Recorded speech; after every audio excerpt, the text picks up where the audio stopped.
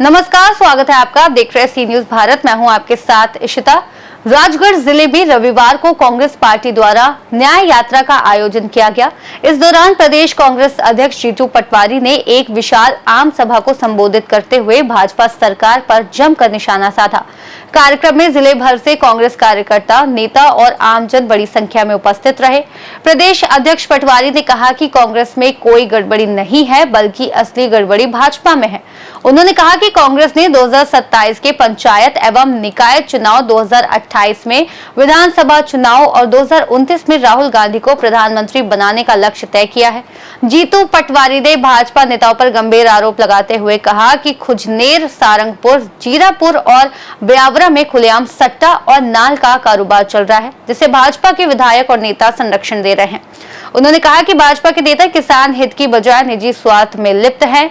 राजगढ़ जिला कांग्रेस अध्यक्ष प्रियव्रत सिंह ने कहा, कांग्रेसी दबेगा नहीं, जब मौका आएगा तब बताएंगे। 100 सुनार की और 1 लोहार की।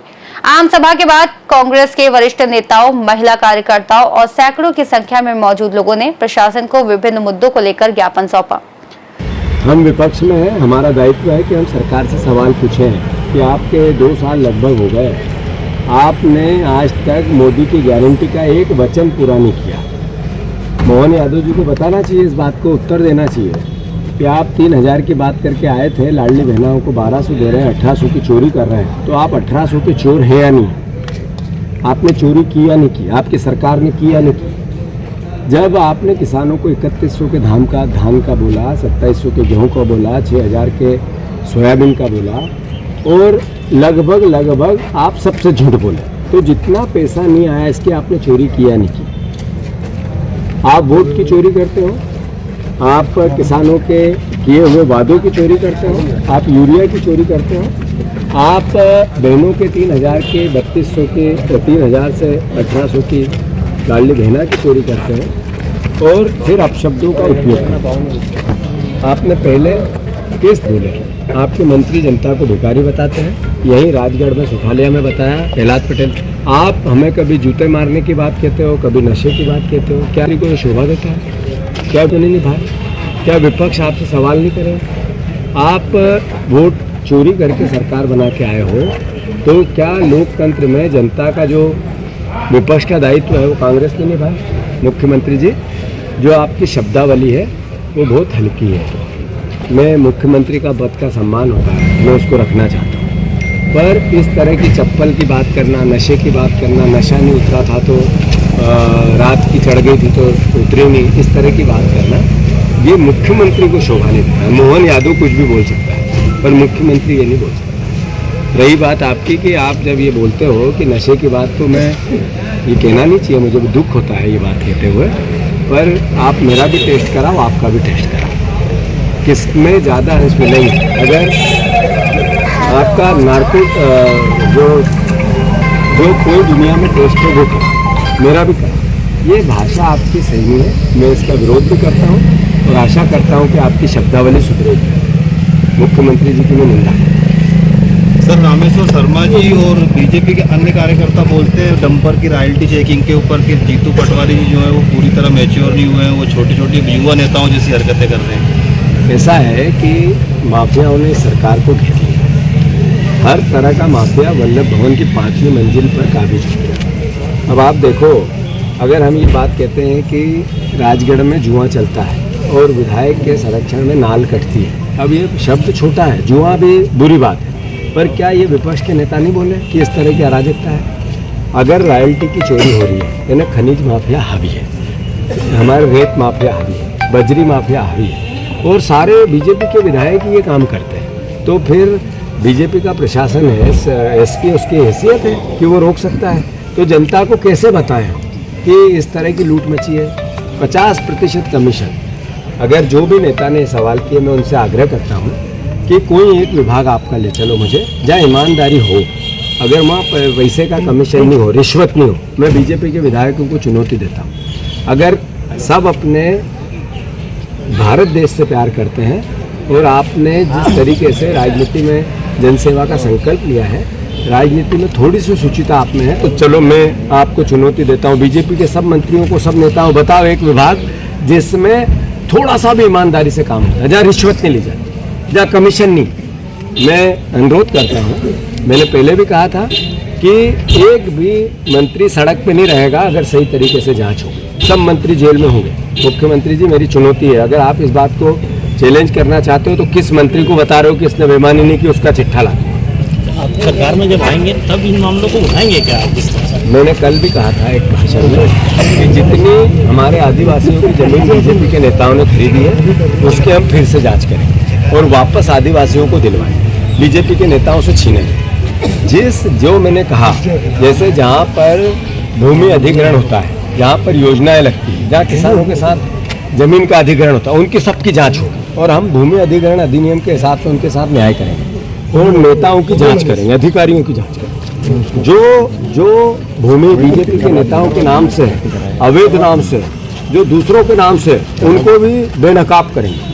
और मैंने जैसा कहा है, मैं जो बोलता हूँ वो करता हूँ, एक कदम पीछे नहीं हटता हूँ और बहुत हम्बलनेस, कोई अहंकार नहीं, हमारा दायित्व है। जनता जनार्दन मध्य प्रदेश की देखिए, राजगढ़ का जनसैलाब आज ये मैसेज दे रहा था कि आप लोगों के खिलाफ है वातावरण। आज चुनाव हो तो बीजेपी के सुपड़ा साफ हो जाए। करब बनाना चाहते हैं ऐसे ताकतवर आदिवासी शेर हमारे मध्य प्रदेश की शान, हमारे नेता प्रतिपक्ष आदरणीय उमंग सिंगार जी।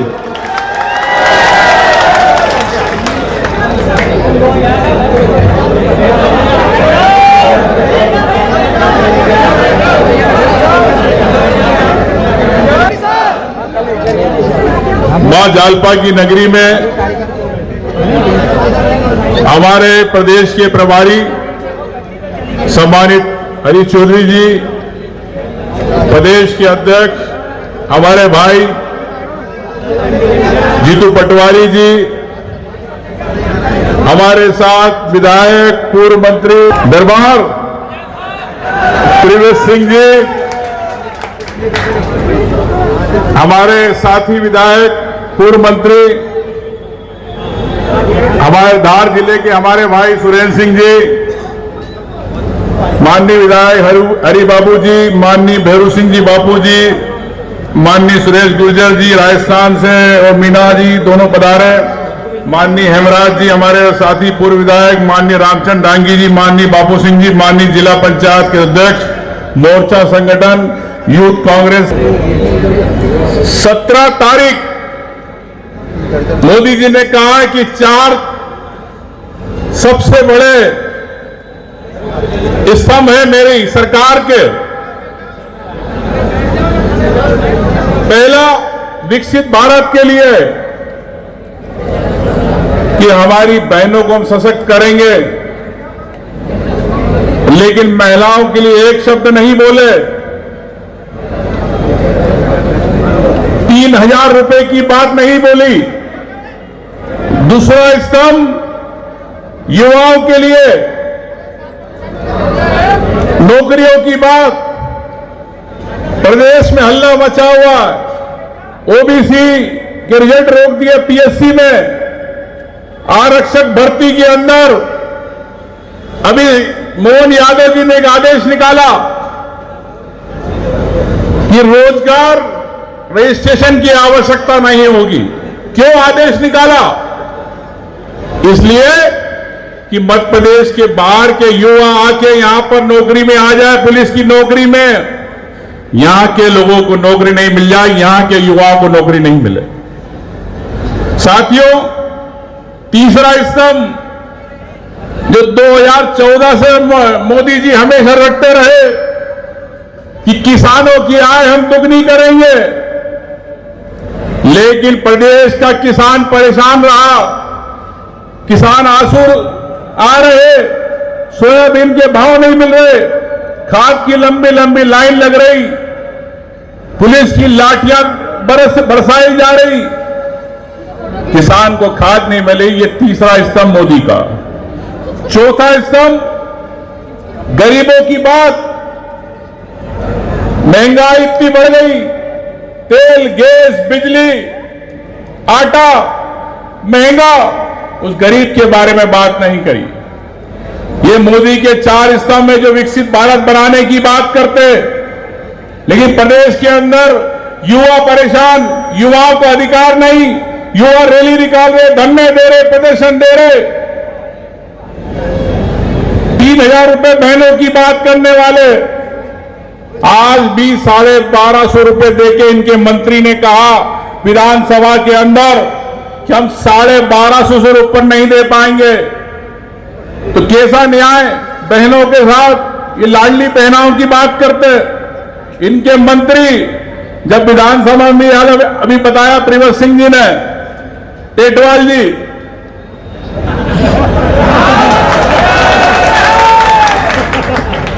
टेटवाल जी एक बजट के भाषण पे बोल रहे थे कि हम कानूनी सलाह शिविर लगाएंगे हर ब्लॉक में, हर जिले में, हर गांव में।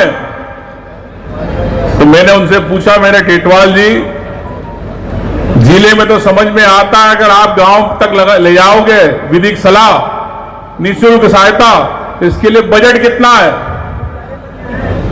तो टेटवाल जी बोलते हैं 100 लाख, 1 लाख अरब। मैंने अध्यक्ष जी को कहा विधानसभा में, अध्यक्ष जी इतना तो अपना बजट ही नहीं है, मैंने क्या प्रदेश का? तो अध्यक्ष जी बोलते मंत्री जी थोड़ा जल्दबाजी में बोल गए। 100 करोड़ के बजट को 100 लाख, 1 लाख अरब। जो मंत्री आपके क्षेत्र का, राजगढ़ का, जिसको पढ़ना नहीं आता, जो मंत्री बना हुआ, क्या ऐसे मंत्री को दोबारा जिताओगे? मैं आपसे कहना चाहता हूं साथियों, मुख्यमंत्री जी भी कैसे पर्ची वाले, पर्ची से बने,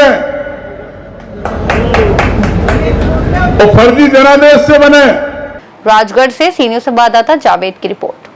इस खास रिपोर्ट में फिलहाल इतना ही। देश और दुनिया की तमाम बड़ी जानकारियों के लिए देखते रहिए सी न्यूज़ भारत।